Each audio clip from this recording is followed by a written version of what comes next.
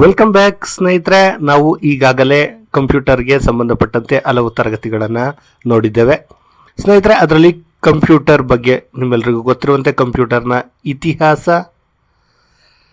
ತಲೆಮಾರುಗಳು, ತಂತ್ರಜ್ಞಾನ ಹೀಗೆ ಸುಮಾರು ಇಲ್ಲಿಯವರೆಗೂ 8 ಕ್ಲಾಸ್ಗಳನ್ನು ನೋಡಿದ್ದೇವೆ. ಇದು 9ನೇ ತರಗತಿಯಾಗಿರುವಂಥದ್ದು ಸ್ನೇಹಿತರೆ. ಇದರೊಳಗಡೆ ನಾವು ಈಗ ಕಂಪ್ಯೂಟರ್ನಲ್ಲಿ ಹಾರ್ಡ್ವೇರ್ ಮತ್ತು ಸಾಫ್ಟ್ವೇರ್ ಬಗ್ಗೆ ನೋಡ್ತಾ ಇದ್ವಿ. ಸಾಫ್ಟ್ವೇರ್ ಬಗ್ಗೆ ಹಾರ್ಡ್ವೇರಲ್ಲಿ 2 ಔಟ್ಪುಟ್ ಡಿವೈಸು, ಇನ್ಪುಟ್ ಡಿವೈಸನ್ನು ನೋಡ್ತಾ ಇದ್ವಿ. ಅದರಲ್ಲಿ ಇನ್ಪುಟ್ ಡಿವೈಸನ್ನು ಕಂಪ್ಲೀಟ್ ಮಾಡಿದ್ವಿ. ಇದೀಗ ಔಟ್ಪುಟ್ ಡಿವೈಸನ್ನು ನೋಡ್ತಿದ್ವಿ. ಅದರಲ್ಲೂ ಕೂಡ ಆಲ್ರೆಡಿ ಔಟ್ಪುಟ್ ಡಿವೈಸಲ್ಲಿ ಪ್ರಿಂಟರು ಮತ್ತು ಮಾನಿಟರನ್ನು ನೋಡಿದ್ವಿ. ಇನ್ನುಳಿದಂತಹ ಔಟ್ಪುಟ್ ಡಿವೈಸ್ಗಳನ್ನು ನೋಡೋಣ. ಅದಕ್ಕಿಂತ ಮುಂಚಿತವಾಗಿ ನೀವಿನ್ನೂ ಕೂಡ ನಮ್ಮ ಚಾನಲನ್ನು ಸಬ್ಸ್ಕ್ರೈಬ್ ಆಗಿಲ್ಲ ಅಂದರೆ ಈ ಕೂಡಲೇ ಸಬ್ಸ್ಕ್ರೈಬ್ ಆಗಿ ಅಂತ ಹೇಳ್ತಾ ಶುರು ಮಾಡೋಣ ಸ್ನೇಹಿತರೆ. ಫ್ಲಾಟರ್ ಸ್ನೇಹಿತರೆ, ಪೆನ್ ರೀತಿ ಇರುವಂಥದ್ದು. ಗ್ರಾಫಿಕ್ಸ್ ಬರೆಯಲು ಇದನ್ನು ಬಳಸಲಾಗುತ್ತೆ. ಪೆನ್ನ ಸಹಾಯದಿಂದ ಗ್ರಾಫಿಕ್ಸನ್ನು ಬರೆಯಬಹುದು. ನಿಮಗೆ ಗೊತ್ತಿರುತ್ತೆ, ಮೇ ಬಿ ಈ ರೀತಿ ಇರುವಂಥದ್ದು ಒಂಚೂರು ಇದಿರುತ್ತೆ, ಈ ರೀತಿ ಪೆನ್ ರೀತಿ ಇರುತ್ತೆ, ಅದು ಗ್ರಾಫಿಕ್ಸನ್ನು ಬರೆಯುವಂಥದ್ದು. ಇದು ಕೂಡ ಒಂದು ಔಟ್ಪುಟ್ ಡಿವೈಸ್ ಅಂತ ನೀವು ತಿಳ್ಕೊಬೇಕು. ಇದಾದಮೇಲೆ ಸ್ಪೀಕರ್ ಕೂಡ ಔಟ್ಪುಟ್. ಪ್ರೊಜೆಕ್ಟರ್ ನಿಮಗೆ ಗೊತ್ತಿದೆಯಲ್ಲ, ಪ್ರೊಜೆಕ್ಟರ್ ಏನಿದೆ ಇದು ಕೂಡ ಔಟ್ಪುಟ್. ಹೆಡ್ಫೋನ್ ಕೂಡ ಔಟ್ಪುಟ್ ಡಿವೈಸ್ ಆಗಿರುವಂಥದ್ದು ಸ್ನೇಹಿತರೆ. ಇಲ್ಲಿಗೆ ನಾವು ಹಾರ್ಡ್ವೇರನ್ನು ಕಂಪ್ಲೀಟಾಗಿ ನೋಡ್ದಂಗಾಯಿತು. ಹಾರ್ಡ್ವೇರ್ ಏನಿದೆ ಅದು ಕಂಪ್ಲೀಟಾಗಿ ನೋಡಿದ್ವಿ. ಅದರಲ್ಲಿ ಇನ್ಪುಟ್ಟು ಮತ್ತು ಔಟ್ಪುಟ್ಟನ್ನು ನೋಡಿದ್ದೇವೆ. ಇನ್ನುಳಿದಂತೆ ಈಗ ಸಾಫ್ಟ್ವೇರಿಗೆ ಬರೋಣ ಸ್ನೇಹಿತರೆ.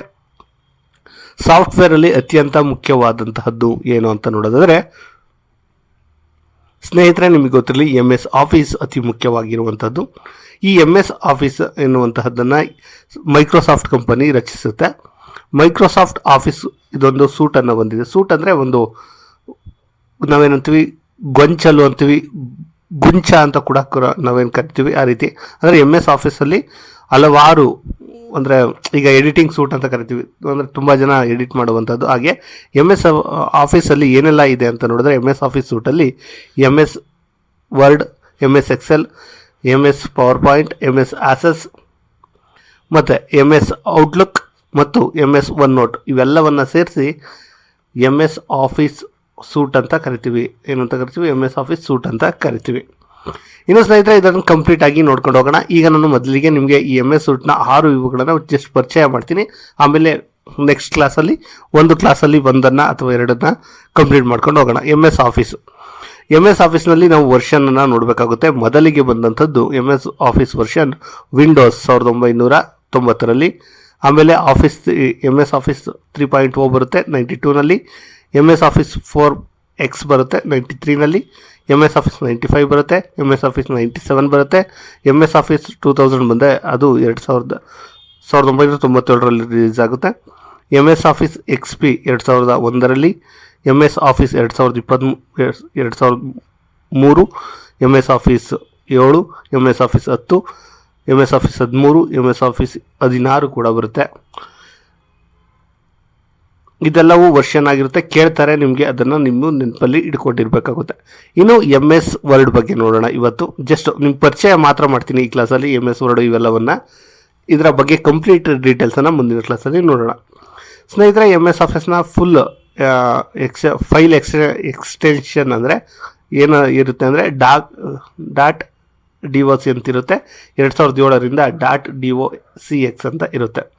ಯಾಕೆ 2007ರಿಂದ ಬದಲಾಗುತ್ತೆ ಅಂದರೆ XML ಭಾಷೆಯನ್ನು ಇಲ್ಲಿ ಸೇರಿಸಲಾಗುತ್ತೆ ಎನ್ನುವಂಥದ್ದು. ಇನ್ನು ಇಲ್ಲಿ ಏನೆಲ್ಲ ಮಾಡ್ಬೋದು ಅಂದರೆ ಎಡಿಟಿಂಗ್ ಮಾಡ್ಬೋದು, ಫಾರ್ಮೆಟಿಂಗ್ ಮಾಡ್ಬೋದು ಅಂದರೆ MS ವರ್ಡಲ್ಲಿ. ಇನ್ನುಳಿದಂತೆ MS ಎಕ್ಸೆಲ್ ಇದನ್ನು 1983ರಲ್ಲಿ ಸ್ಥಾಪನೆ. ಇದು ಸ್ಪ್ರೆಡ್ಶೀಟ್ ಅಂತ ಕರೀತಲಾಗುತ್ತೆ.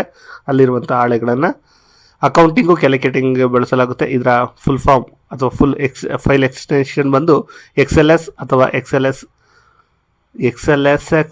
ಇದು 2007ರ ನಂತರ, ಇದು 2007ಕ್ಕೂ ಮುಂಚೆ. ಓಕೆ.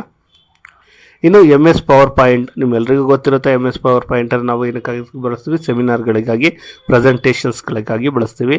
ಇಲ್ಲಿರುವಂಥದ್ದನ್ನು ಸ್ಲೈಡ್ ಅಂತ ಕರೀತಾರೆ, ಸೆಮಿನಾರಿಗೆ ಬಳಸ್ತೀವಿ. ಫೈಲ್ ಎಕ್ಸ್ಟೆನ್ಷನ್ ಬಂದು PPTX ಅಂತ ಕರೆಯಲಾಗುತ್ತೆ. ಇನ್ನು MS ಆಕ್ಸೆಸ್ 1992ರಲ್ಲಿ ಆರಂಭ. ಇದನ್ನು DBMS ಅಂದರೆ ಡಾಟಾಬೇಸ್ ಮ್ಯಾನೇಜ್ಮೆಂಟ್ ಸಿಸ್ಟಮ್ಗೆ ಬಳಸಲಾಗುತ್ತೆ. ಇನ್ನು ಫೈಲ್ ಎಕ್ಸ್ಟೆನ್ಷನ್ ಬಂದು DBS. DBD ಅಥವಾ DBD-DX ಅಂತ. ಇನ್ನು MS ಔಟ್ಲುಕ್ ಅಂತ ನೋಡೋದಾದರೆ ಇದನ್ನು 1997ರಲ್ಲಿ ಇದನ್ನು ಮೇಲ್ ಮಾಡಲು ಬಳಸಲಾಗುತ್ತೆ. Personal information management system, file extension ಬಂದು PST. ಇನ್ನು MS OneNote ಅಂತ, ಇದು 2003ರಲ್ಲಿ ಸ್ಥಾಪನೆ. ಟ್ಯಾಕಿಂಗ್ ಅಪ್ಲಿಕೆಂಟ್ ಆಗಿರುವಂಥದ್ದು, ಮಲ್ಟಿ ಯೂಸರು, ಫೈಲ್ ಎಕ್ಸ್ಟೆನ್ಷನ್ ಬಂದು .1. ಸ್ನೇಹಿತರೆ, ನಾನು ಇಲ್ಲಿ ನಿಮಗೆ ಜಸ್ಟ್ ಪರಿಚಯವನ್ನು ಮಾಡಿಕೊಟ್ಟಿದ್ದೀನಿ ಅಷ್ಟೇ. ಸ್ನೇಹಿತರೆ, ಈಗ MS ವರ್ಡ್ ಅಂದರೆ ಅದರಲ್ಲಿ ತುಂಬ ಬರುತ್ತೆ. MS ವರ್ಡಲ್ಲಿ ಅದು ಪ್ರಾಕ್ಟಿಕಲ್ ಕೂಡ ನಾವು ನೋಡ್ಕೊಂಡು ಮಾಡಬೇಕಾಗುತ್ತೆ. ಅದೆಲ್ಲವನ್ನು MS ವರ್ಡ್ನ ಕಂಪ್ಲೀಟ್ ಚಿತ್ರಣವನ್ನು ಒಂದು ಕ್ಲಾಸಲ್ಲಿ ಮುಗಿಸ್ತೀನಿ. MS ಎಕ್ಸೆಲನ್ನು ಒಂದರಲ್ಲಿ, MS ಪವರ್ ಪಾಯಿಂಟನ್ನು ಒಂದು ಕ್ಲಾಸಲ್ಲಿ ಮುಗಿಸ್ಬೇಕಾಗುತ್ತೆ, ಅಥವಾ MS ಎಕ್ಸೆಲ್ ಇವೆಲ್ಲವನ್ನು ಎರಡೆರಡು ಕ್ಲಾಸಲ್ಲಿ ಅಂದರೆ 6 ಕ್ಲಾಸು. ಇಷ್ಟರಲ್ಲೇ ನಿಮಗೆ ಬಹುತೇಕ ಎಲ್ಲ ಅಂಕಗಳು ಅಂದರೆ MS Office, MS Excel, MS Word, MS ಪವರ್ ಪಾಯಿಂಟಲ್ಲೇ ಬರುವಂಥದ್ದು ಅದೆಲ್ಲವನ್ನು ಕಂಪ್ಲೀಟ್ ಆಗಿರ್ತೀನಿ. ಇನ್ನು ನೋಟ್ಬುಕ್ಕು, OneNote, ಆ್ಯಕ್ಸಸ್ಸು, ಅದೇನಿದೆ ಔಟ್ಲುಕ್ಕು, ಅವೆಲ್ಲವೂ ಅಷ್ಟೊಂದು ಇಂಪಾರ್ಟೆಂಟ್ ಅಲ್ಲ. ಬಟ್ ಅದರ ಬಗ್ಗೆ ನಾವು ಕೂಡ ತಿಳ್ಕೊಳ್ಳೋಣ ಅಂತ ಹೇಳ್ತಾ ಈ ವಿಡಿಯೋನ ಇಲ್ಲಿಗೆ ಮುಗಿಸ್ತೀನಿ. ಸ್ನೇಹಿತರೆ, ಈ ವಿಡಿಯೋ ಇಷ್ಟ ಆದರೆ ತಪ್ಪದೆ ಒಂದು ಲೈಕ್ ಮಾಡಿ, ನಿಮ್ಮ ಸ್ನೇಹಿತರಿಗೆ ಶೇರ್ ಮಾಡೋದನ್ನು ಮರಿಬೇಡಿ ಅಂತ ಹೇಳ್ತಾ ಧನ್ಯವಾದಗಳು.